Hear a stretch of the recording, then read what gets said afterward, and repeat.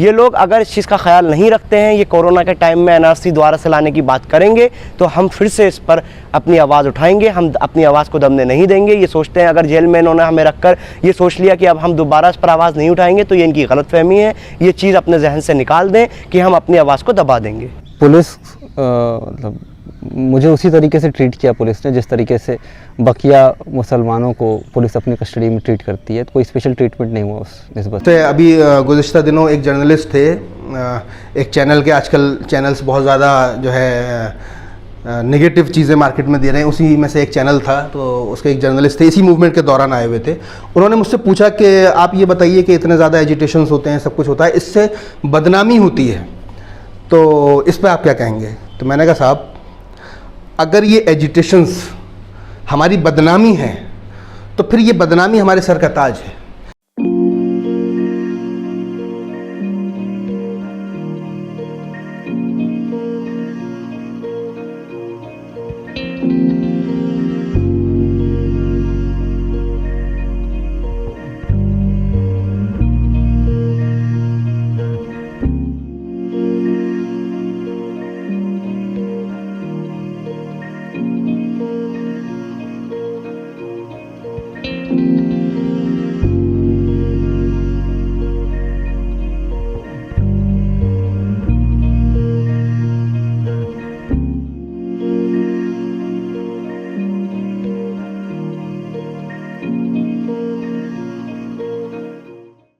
रमज़ान के बाद ईद का तीसरा दिन हो चुका था, चौथा दिन था मीठी ईद का, तब मुझे उठाया गया था।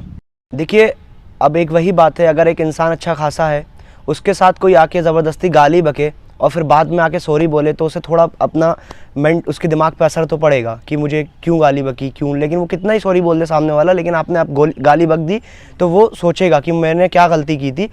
ये लोग अगर इस चीज़ का ख्याल नहीं रखते हैं, ये कोरोना के टाइम में एनआरसी दोबारा से लाने की बात करेंगे, तो हम फिर से इस पर अपनी आवाज़ उठाएंगे। हम अपनी आवाज़ को दबने नहीं देंगे। ये सोचते हैं अगर जेल में इन्होंने हमें रखकर ये सोच लिया कि अब हम दोबारा इस पर आवाज़ नहीं उठाएंगे, तो ये इनकी गलतफहमी है। ये चीज़ अपने जहन से निकाल दें कि हम अपनी आवाज़ को दबा देंगे।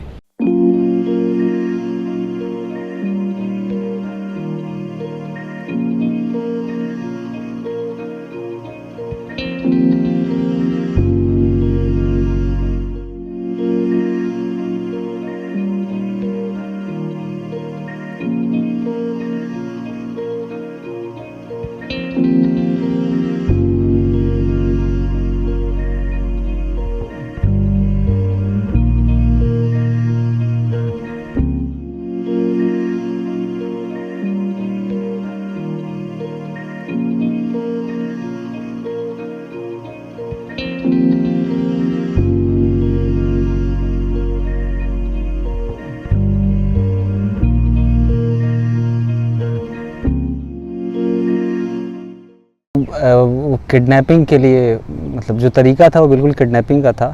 मैं घर से निकला हूँ और चारों तरफ से लोग आए हैं, कान में कहा कि चुपचाप साथ में चलो। बंदूकें थी उनकी और रोड के दूसरी तरफ कार थी, दरवाज़ा खुला हुआ तो उसमें बैठाया गया है और मुंह पे कपड़ा बांध दिया गया है। मुझे बस इतना ही मालूम है। उसके बाद मैंने उनसे पूछने की कोशिश करी कि आप लोग, चूँकि ये तो लग रहा था कि आज नहीं तो कल अरेस्ट होना है, सभी लोग बात कर रहे थे, it was in the air. तो हमने पूछा इनसे कि आप दिल्ली पुलिस से हो या अलीगढ़ पुलिस से हो, तो उन्होंने कुछ बताया नहीं, उनका पता चल जाएगा। उसके बाद फिर इंटरोगेशन शुरू हो गया और उन्होंने फ़ोन ले लिया और सवाल पूछना शुरू कर दिया। जब निकल कर आया हूँ तो उसके बाद पता चला कि एक और टीम थी जिसने जो है घर पर जाकर घर वालों से पूछताछ करी, हमारे कमरे की तलाशी ली, हमारे सारे सामान को खंगाला, बल्कि किताबें वगैरह सब लेकर चले गए वो अपने साथ। मेरे फ़ोन, लैपटॉप और किताबें अभी भी उन्हीं के पास हैं। ये घर के अंदर गए थे वो लोग और उनके साथ कोई फीमेल ऑफिसर नहीं थी और उन्होंने जो सबको वहाँ जो लोग मौजूद थे घर के अंदर, उनसे बस फ़ोन में अपने कैमरे में रिकॉर्ड कर रहे थे कि आप कौन हैं और शर्जील साहब का क्या रिश्ता है, इतना पूछा उन्होंने। और उन लोगों ने जो सवाल पूछे कि आप लोग कहाँ से हो, किस पुलिस से हो, आईडी दिखाओ या फिर वारंट दिखाओ, तो उन्होंने कोई जवाब नहीं दिया, बल्कि डांट के चुप ही करा दिया और यही बोला कि शर्जील को सब पता है।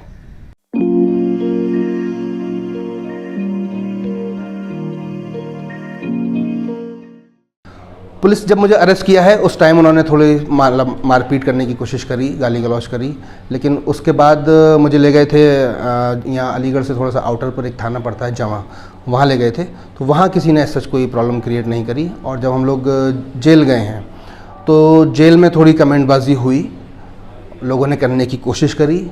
अब वही है कि भैया आप लोग इस तरह का कियोस कर रहे थे और एंटी गवर्नमेंट आप लोग हो, इस टाइप की बातें इनडायरेक्टली, बिल्कुल डायरेक्टली तो खैर नहीं कहा किसी ने, बट इनडायरेक्टली इस तरह के कमेंट्स हल्के हल्के से आए। तो उस पर हम लोगों ने थोड़ा सा रिटेलिएट किया मैंने। और वहाँ जेल के अंदर एक ख़ास चीज़ ये थी कि एक चीज़ होती है जेल मैनुअल, जेल मैनुअल से चलता है। तो फिर जब ये कमेंट इस टाइप के सुनने को मिले तो फिर मैंने डिमांड करी कि मुझे जेल मैनुअल प्रोवाइड करवाया जाए और उसके हिसाब से जो भी फैसिलिटीज़ जेल मैनुअल कहता है कि मिलनी चाहिए एक प्रिजनर को, एक पॉलिटिकल प्रिजनर को, वो मुझे चाहिए।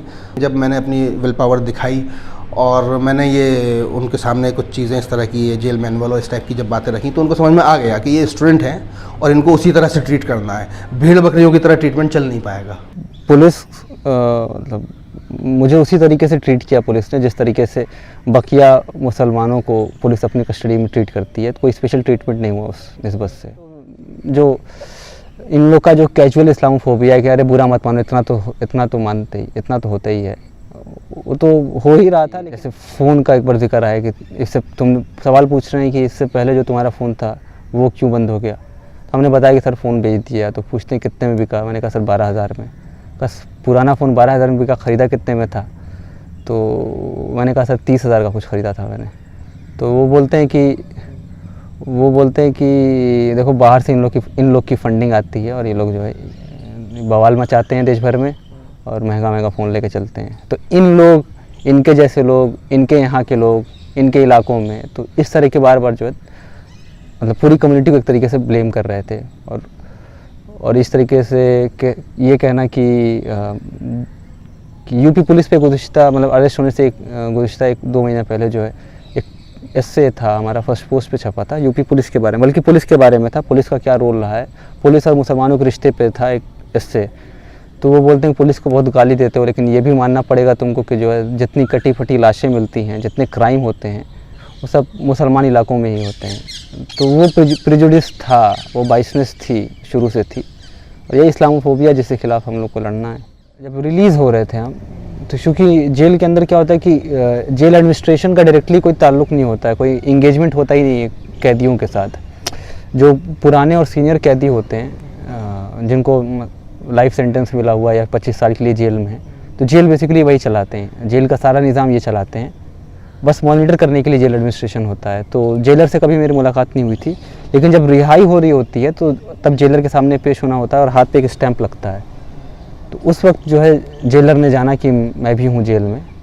तो मेरे सारे 4 केस था, तो चारों बेल ऑर्डर्स पे उनको साइन करना होता है, रिहाई के कागज़ जो होते हैं उस पर साइन करते हैं, फिर स्टैंप लगता है। वो पूछते हैं कि मतलब चेक करो इसके बाएं गर्दन पे तिल होगा और बॉडी पर जो मार्क्स होते हैं, आइडेंटिफिकेशन कि मैं ही जा रहा हूँ, कोई और नहीं जा रहा है। उसके बाद स्टैंप लगता है। तो उस वक्त जो है जेलर साहब ने जो है 2-3 दफ़ा गाली बकी निकलते वक्त, और ये बोला कि नंबरदार जो होते हैं उनसे बोला कि ये यहाँ था, बताना चाहिए था, इसको ठीक करके यहाँ से भेजते।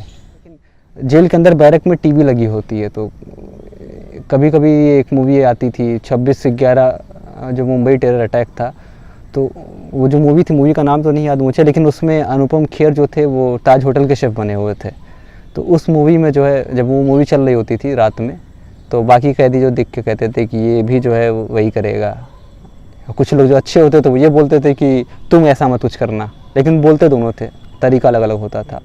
तो इस तरीके की बातें सुनने को मिलती थी। कभी कभी जो है चूँकि छोटी सी जगह में ज़्यादा लोग रह रहे थे तो सबकी बात सबको सुनाई देती है, तो बोलते थे ये शाहीन बाग वाला है, आतंकवादी है, इस तरह की बातें होती थी। इसका बहुत मेरे ख्याल से एक बड़ी वजह ये भी है कि जो जिस तरीके से हिंदी अखबारों ने जो है कवर किया है एंटी-सीए प्रोटेस्टर्स को, मेरी अरेस्टिंग को भी बहुत गलत तरीके से पेश किया था। हो सकता है कुछ उसकी वजह हो, कुछ जो है उनका ज़हनी इस तरह का हो गया हो।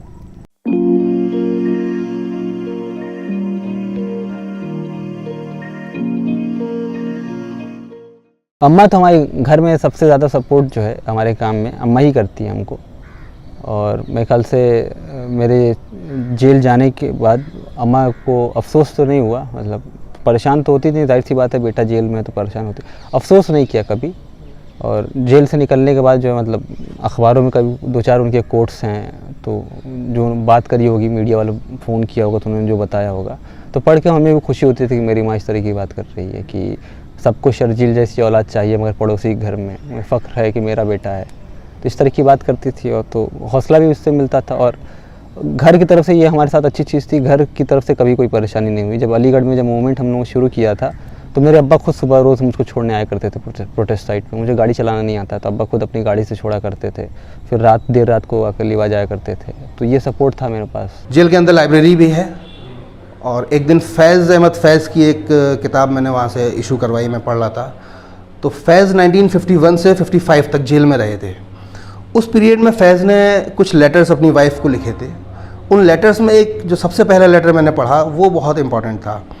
उसमें ख़ास चीज़ ये थी, फैज़ ने उसमें लिखा था, जो मैं फील भी करता हूँ कि हम लोगों की एक्टिविज़म की वजह से कहीं ना कहीं हम लोगों की फैमिली सफ़र करती है। और ये पूरी मतलब तारीख़ है कि किसी ने भी इवन इंडियन इंडिपेंडेंस स्ट्रगल में जो लोग इन्वॉल्व थे, जिन लोगों ने सफ़र किया, तो सिर्फ उन्होंने सफ़र नहीं किया, उनकी फैमिलीज़ ने भी उनके पीछे सफ़र किया। जो मतलब मैं कहूँगा कि हिडन स्टोरीज़ हैं, वो नज़र नहीं आती हैं, है ना। अगर भगत सिंह फांसी पर चढ़े तो सिर्फ भगत सिंह का तकलीफ़ नहीं थी, उनकी फैमिली सफ़र कर रही थी, है ना। अगर अशफाक़ुल्लाह खां थे तो उनकी फैमिली भी पीछे सफ़र कर रही थी। सेम थिंग फैज़ के उस लेटर में थी। उन्होंने अपने वाइफ को लेटर लिखा और उन्होंने कहा कि इंसान को कभी कभी ऐसा लगता है कि वो काम तो दूसरों के लिए कर रहा है, बट उसमें एक झलक ये भी होती है कि उसका अपना पर्सनल सेटिस्फेक्शन होता है। तो वो पर्सनल सेटिस्फेक्शन कहीं ना कहीं उसको सेल्फिश मोटिवेशन की तरफ ले जाता है। और उसकी उस सेल्फिश मोटिवेशन की वजह से, हालांकि वो सेल्फिश मोटिवेशन होता दूसरों के लिए ही है, उसके अपने लिए नहीं होता है, बट स्टिल क्योंकि उसको पर्सनल एक सेटिस्फेक्शन मिल रहा होता है तो उसको उन्होंने सेल्फिश मोटिवेशन कहा। और ये कहा कि उसकी वजह से फिर फैमिली सफ़र करती है, जैसा कि इस वक्त मेरी वजह से तुम कर रही हो। तो मुझे वो लेटर बड़ा अजीब सा लगा। मैंने कहा जो चीज़ मैं सोचता हूँ कि भाई मेरी वजह से मेरी फैमिली सफ़र करती है, हालांकि मैं अपने लिए नहीं लड़ रहा, ऑब्वियसली सोसाइटी के लिए है। तो ये चीज़ बड़ी इम्पॉर्टेंट थी कि मुझे मतलब ये पता चला इस जेल की वजह से कि आज से 70 साल पहले फैज़ वही चीज़ रियलाइज़ कर रहे थे जो आज मैं रियलाइज़ कर रहा था। तो मैंने कहीं ना कहीं इमोशनली अपने आप को उस स्ट्रगलर के पास पाया।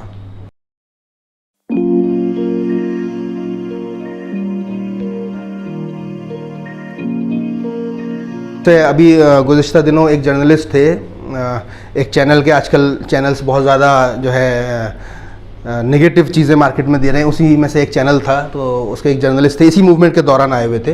उन्होंने मुझसे पूछा कि आप ये बताइए कि इतने ज़्यादा एजिटेशंस होते हैं, सब कुछ होता है, इससे बदनामी होती है, तो इस पर आप क्या कहेंगे? तो मैंने कहा साहब, अगर ये एजिटेशंस हमारी बदनामी है तो फिर ये बदनामी हमारे सर का ताज है।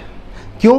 क्योंकि हम तो सन 1920 से बदनाम हैं। अगर एजिटेशंस की वजह से बदनामी मिलती है तो हम तो 1920 से बदनाम हैं। तो 1920 में कब? 1920 में जब गांधी जी को BHU से धक्के मार के निकाला गया और अलीगढ़ ने नॉन कॉपरेशन मूवमेंट में उनको बाहें फैलाकर उनका खैर मकदम किया और हमारे तारीखी स्ट्रेची हॉल की सीढ़ियों पर गांधी जी के साथ विदेशी कपड़े जलाए गए। तो हम तो उस दिन से बदनाम हैं। ये NRC का जो प्रोटेस्ट हुआ था, मतलब हुकूमत बार बार इस तरीके से पेश कर रही है कि एक प्लानिंग हुई थी, एक मास्टरमाइंड है, बाहर से फंडिंग आई थी। इस तरह का कोई काम नहीं हुआ था। मतलब ना मेरे कहने पे लोग आ रहे थे हिंदुस्तान में, जो जहाँ जहाँ प्रोटेस्ट लगा था, ना किसी और कहने पे आ रहे थे। आवाम बस आ रही थी। और हिंदुस्तान में कोई नेता के पास इतना कैलिबर नहीं है कि इतने सारे मुसलमानों को इतने सारे शहरों में जो है सड़क पर लाकर बिठा दे। किसी की आवाज़ पे मुसलमान नहीं आने वाला, मुसलमान खुद से आया था। और जगह जगह जो हर शहर में मशरूम की तरह खिल गया था ये प्रोटेस्ट जो था, और दोबारा खिलेगा, जब मौका आएगा तो दोबारा खिलेगा और पिछली बार से ज़्यादा मजबूत तरीके से खिलेगा।